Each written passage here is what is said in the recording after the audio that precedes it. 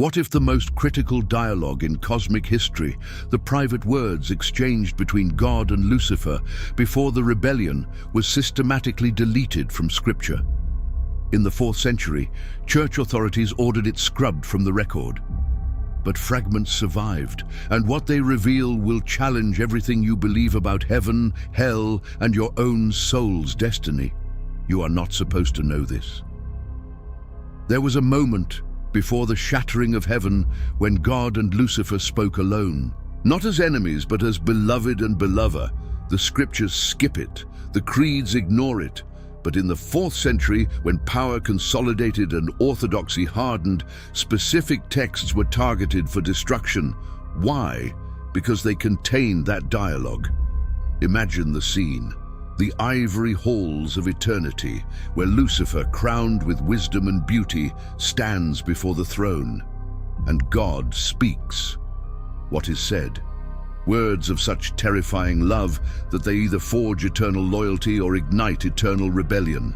This is the conversation erased from history, but copies survived, hidden by monks who risked damnation to preserve them, buried in jars in the Egyptian desert, guarded by mystics who whispered the words in secret chambers. You are about to step into that hidden stream. You sense the gap, don't you?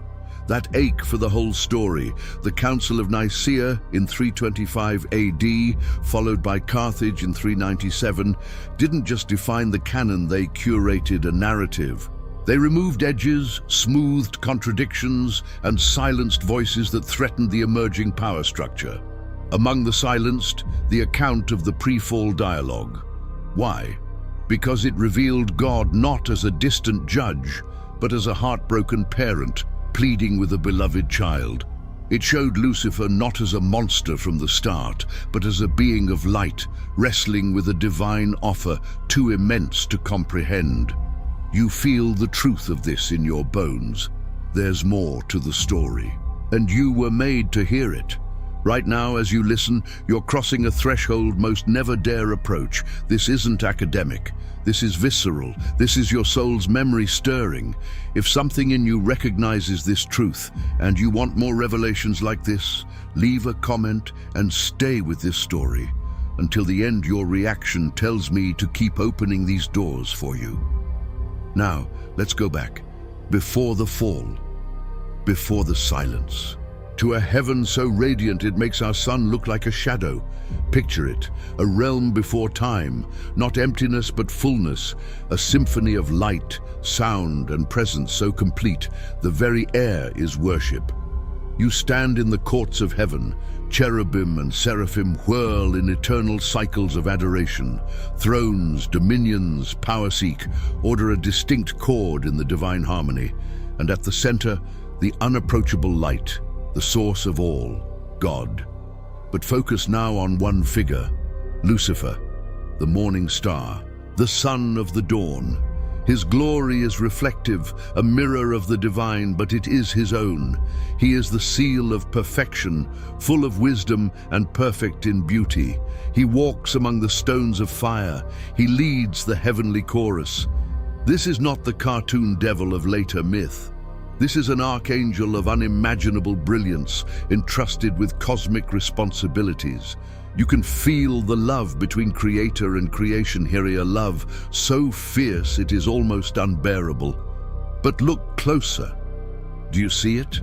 A subtle tension, a divine loneliness in God's heart, a yearning in Lucifer's eyes. The text they erased hints at it. God sharing secrets with this favored son, secrets about the future, about a plan involving humanity, about a role Lucifer might play. And in that sharing, a question forms. A choice is offered, not a command, but an invitation. The architecture of free will is built into the fabric of heaven itself. Lucifer, perfect and free, stands at a crossroads. The conversation is coming, but first understand this. Heaven was not a prison of bliss. It was a garden of possibility, and possibility implies risk. The stage is set. The players are in position. What did God say that changed everything? The answer lies in the next memento moment so pivotal, its echo would fracture reality. The invisible architecture of heaven is not just hierarchy, it is relationship. Each angel, each sphere, exists in a web of knowing and being known. Lucifer, as the anointed cherub, covered the throne. He was the mediator, the one who stood between the raw majesty of God and the rest of creation. He understood the divine mind more intimately than any other. He saw the blueprints for universes yet unborn, and in that seeing, a seed was planted. The erased texts suggest that God revealed the ultimate plan, the incarnation, the Word becoming flesh. God would humble himself, enter creation, and elevate humanity to a status above the angels. He would pour his essence into clay, and Lucifer's role? To serve these new creatures, to bow before the image of God in man. This was the secret shared in the private council. This was the conversation, not a threat, but a revelation of love's radical humility. Imagine Lucifer's brilliant mind grappling with this, the logic of heaven inverted, the highest serving the lowest, the eternal confining itself to time. You can feel the cosmic shudder. This was the test, not of obedience, but of love. Could Lucifer, in all his glory, embrace a plan that seemingly diminished his station? Could he love what God loved, even if it cost him his pride? The conversation unfolded in layers of divine plea, an angelic confusion, a dawning horror. God offered partnership. Walk with me in this. Lead the host in joyful service to these children of dust and spirit. But the offer felt like a demotion. The erased dialogue records Lucifer's response. Why them? Why not me? And here, the rupture begins. Not with a shout, but with a whisper of rebellion in the heart. The architecture of loyalty was tested, and it trembled. What happened next? The dialogue turned, and heaven held its breath. The rupture. It starts not with war, but with words. The secret conversation reaches its climax. God speaks, and his voice is sorrow wrapped in light.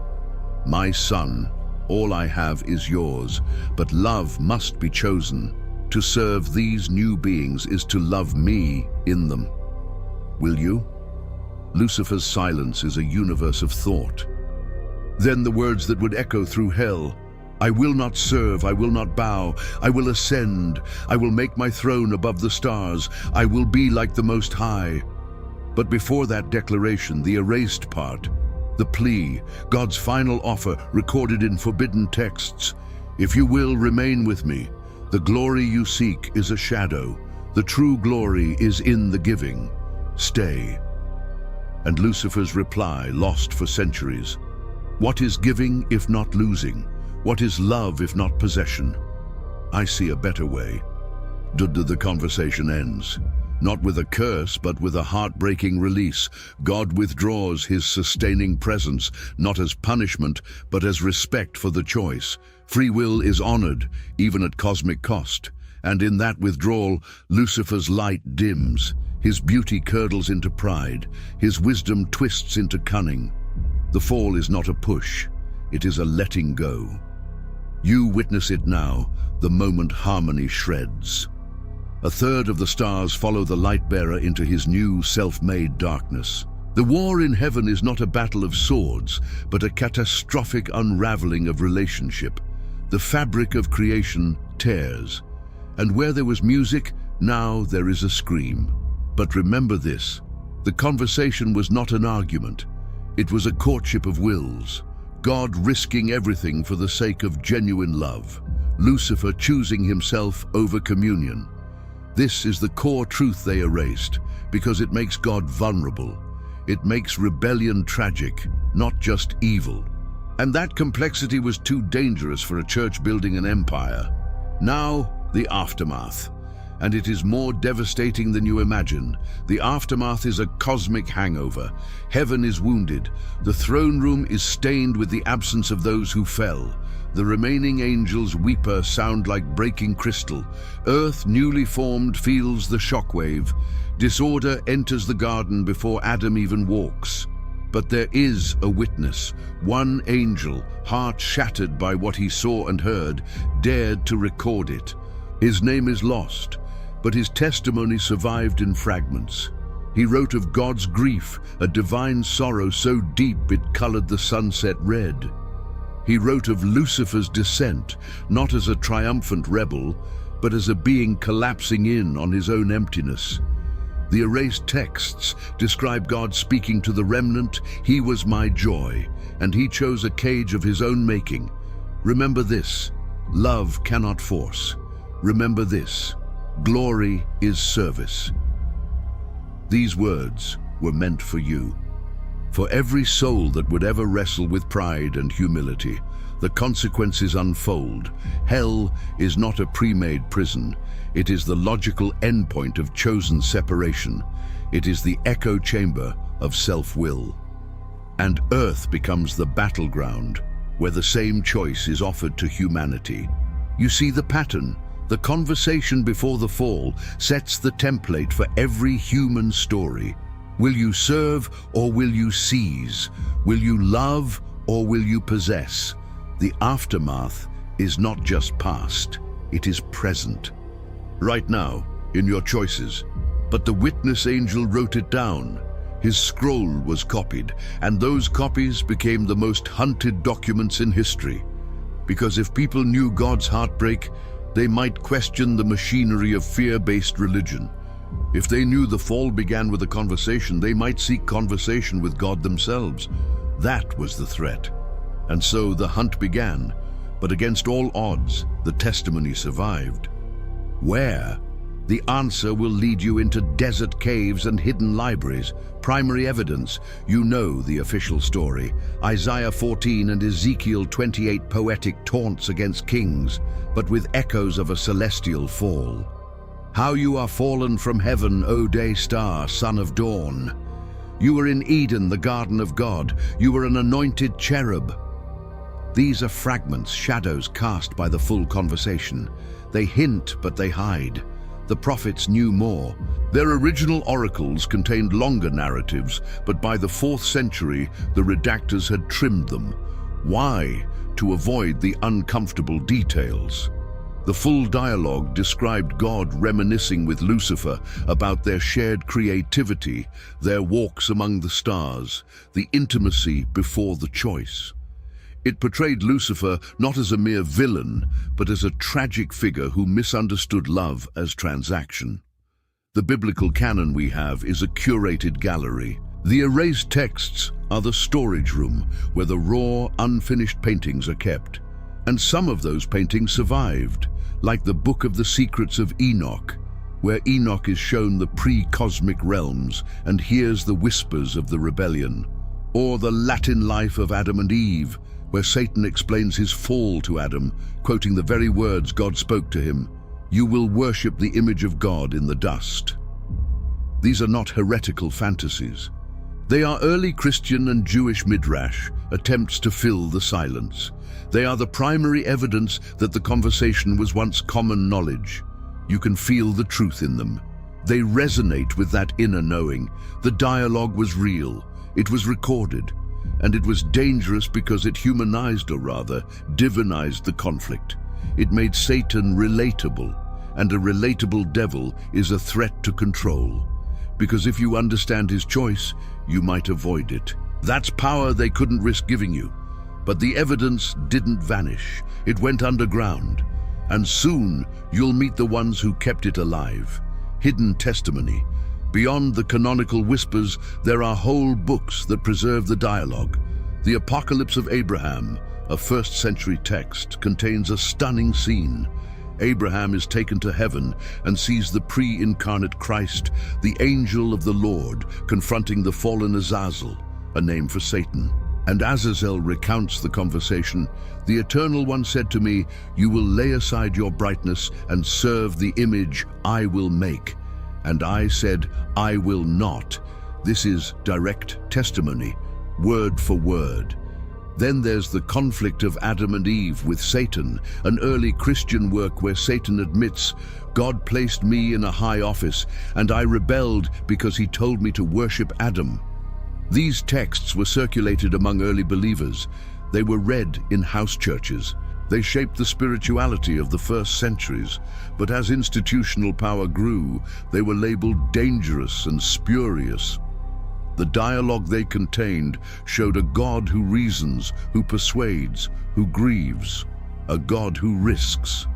That didn't fit the image of the unmoved mover, the imperial pantocrator that the state church needed. So, in the 4th century, with the Edict of Thessalonica making Nicene Christianity the state religion, the purge began. Bishops like Athanasius issued festal letters listing acceptable books. Others were to be destroyed.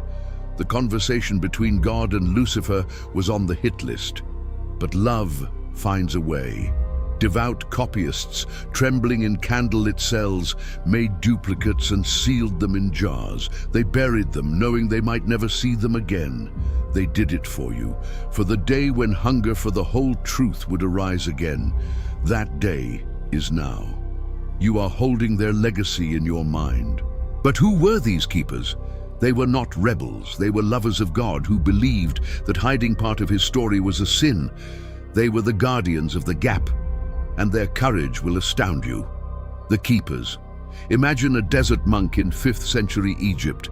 His name is Pachomius, or perhaps an anonymous scribe. He has a worn copy of the Dialogue of the Fall, a text now lost to us but referenced in other manuscripts. He knows that if the bishops find it, it will be burned and he will be excommunicated.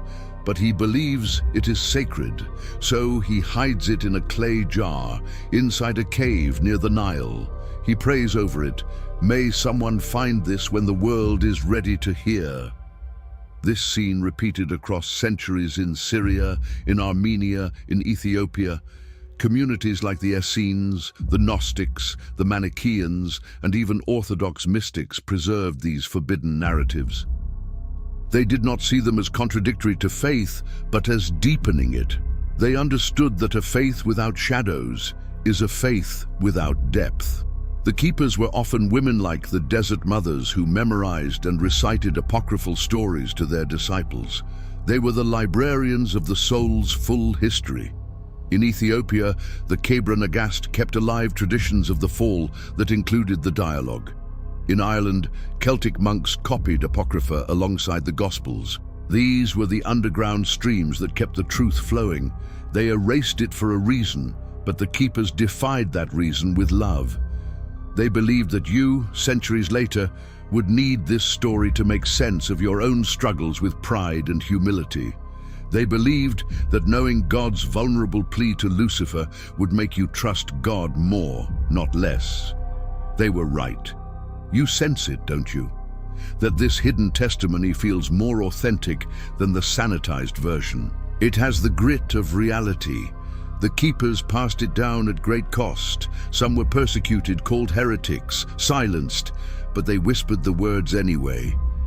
If you feel that you were made for this kind of hidden truth, write in the comments what most shook you so far and share this video with one person who also hungers for more. Your voice helps this buried story reach the ones who need it. Now, the story leaps forward to a discovery that shook the academic world. Modern discovery. 1945. Nag Hammadi, Egypt. A farmer digs near a cliff and finds a sealed jar. Inside, papyrus codices an entire library of Gnostic texts hidden for 1,600 years.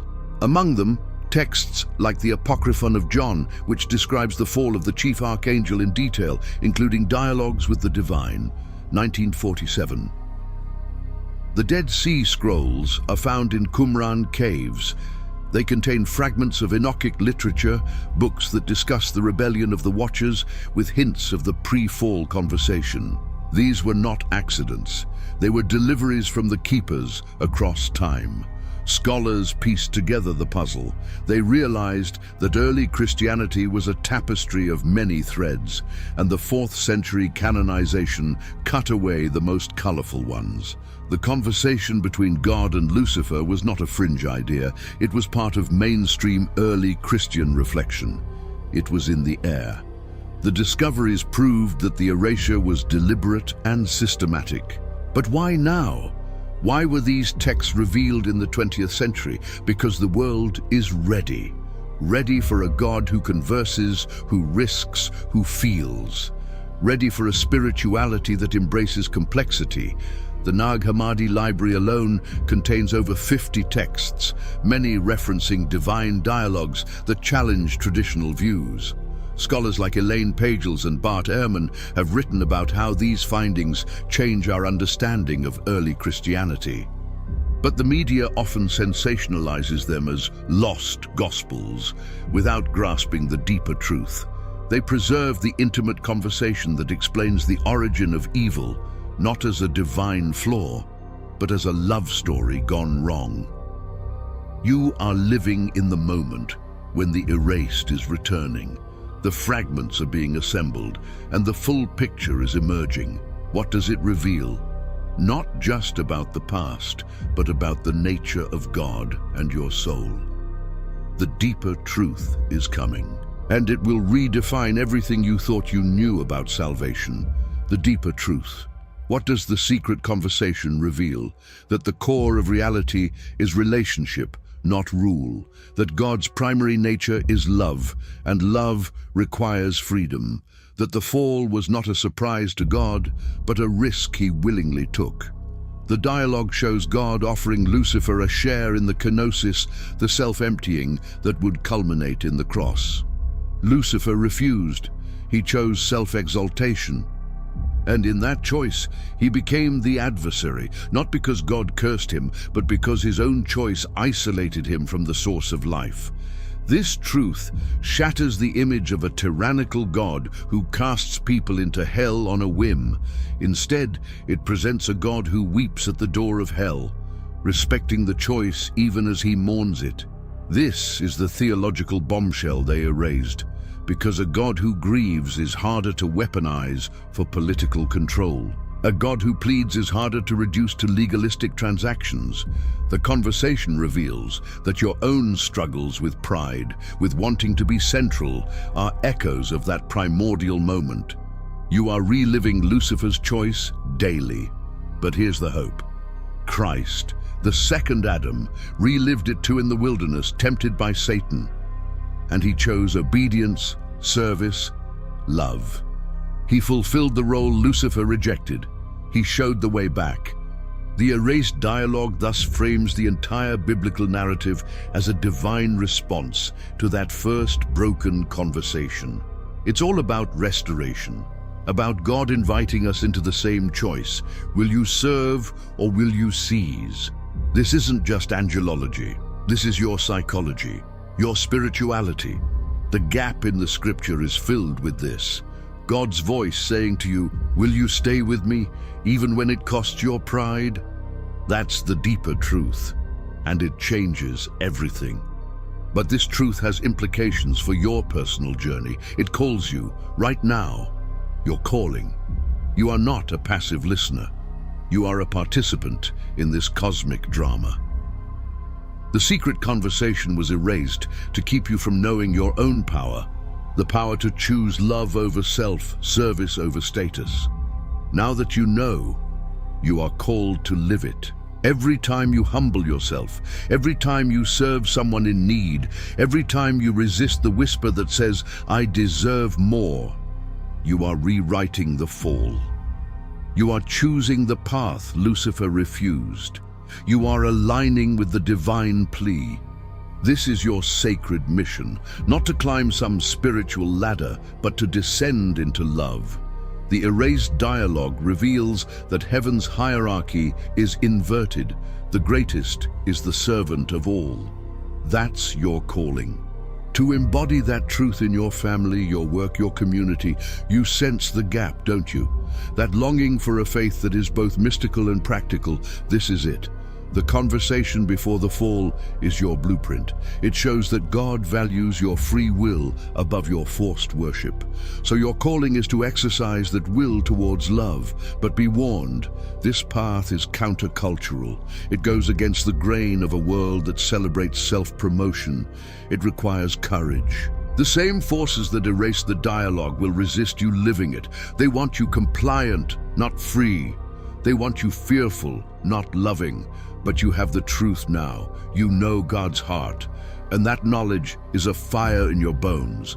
You cannot unhear it.